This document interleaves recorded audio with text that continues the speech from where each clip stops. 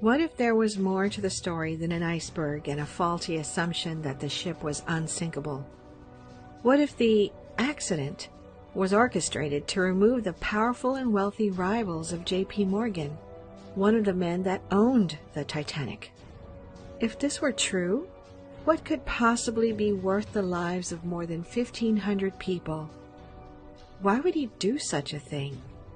Is there evidence that points to such a plot? It is important to understand everything that was happening behind the scenes and all the facts before deciding whether or not this could be true. The level of influence and wealth involved is staggering, and the more questions you ask, the stranger the facts become.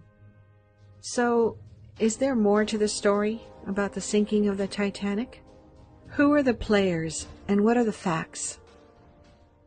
J.P. Morgan, one of the most ruthless financiers of the age, was a strong proponent of the development of an organization that had yet to be built, the Federal Reserve. He believed that the Federal Reserve was not only a good idea, but a necessary one. He and his bank had to personally organize and oversee the bailouts of many smaller banks and businesses, using his leverage and clout to convince others to go along with his plans. He believed that a central bank system would ease the stress of the large banks that were at the mercy of bank runs caused by smaller banks and market forces. J.P. Morgan wanted a private version of the Federal Reserve as opposed to a government-controlled Federal Reserve, which was being proposed at the time by progressives in Washington. Only professionals and expert bankers should be in charge of the central bank, not government bureaucrats, thought Morgan.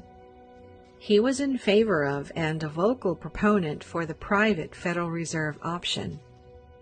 Other wealthy and influential members of society were opposed to the development of the Federal Reserve in opposition to J.P. Morgan. 3 of these people were Jacob Astor, Benjamin Guggenheim, and Isidor Straus. Isidor Straus was co-owner of Macy's department store with his brother Nathan. Benjamin Guggenheim was a wealthy Jewish-American businessman. Jacob Astor IV was the 4th generation of wealthy Astors who dealt in real estate, among other business concerns spanning the United States. Jacob Astor was the wealthiest person on the Titanic when it sunk and was, in relation to GDP, one of the richest men to ever live. These men, and many others, were opposed to the development of the Federal Reserve Bank, thinking that the system would give the bankers too much power. The bankers, including J.P. Morgan and the Rockefeller family, already had far too much power in their opinion, and they did not want to give them any more leverage. The Federal Reserve would do just that, and they were in vocal opposition to the idea. Having wealthy business rivals and strong personalities with differing viewpoints isn't uncommon in the world of high finance. However, the fact that these disagreements exist isn't enough to imply that the crashing and sinking of the Titanic was planned and coordinated by J.P. Morgan. Interestingly, when you dig deeper, you find a string of coincidences, incredible luck, and stories that don't quite line up, particularly when it comes to J.P. Morgan himself. What kind of coincidences and luck, you may ask? Well, while J.P. Morgan was scheduled to be on the Titanic for her maiden voyage, he abruptly canceled his trip at the last minute. Why was he not taking this momentous and grand voyage? He was supposedly ill.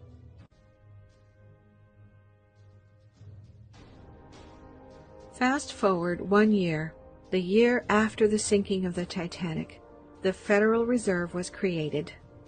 With much squabbling in Washington about the details of the Federal Reserve Act, it passed, and the Federal Reserve was born. J.P. Morgan's vision of a Federal Reserve Bank controlled by bankers was not exactly as he would have wanted it. There was some federal government control wielded by the appointees to the Federal Reserve Board, but their control of the actual operation is limited. Some elected representatives were critics of the act and stated as much after it had been passed by Congress. President Woodrow Wilson himself, who helped form the bill and used much of his political capital to get it passed, eventually came to regret signing it. He said this near the end of his life. "I am a most unhappy man. I have unwittingly ruined my country. A great industrial nation is controlled by its system of credit. Our system of credit is concentrated. The growth of the nation, therefore, and all our activities are in the hands of a few men. We have come to be one of the worst ruled, one of the most completely controlled and dominated governments in the civilized world. No longer a government by free opinion, no longer a government by conviction and the vote of the majority, but a government by the opinion and duress of a small group of dominant men."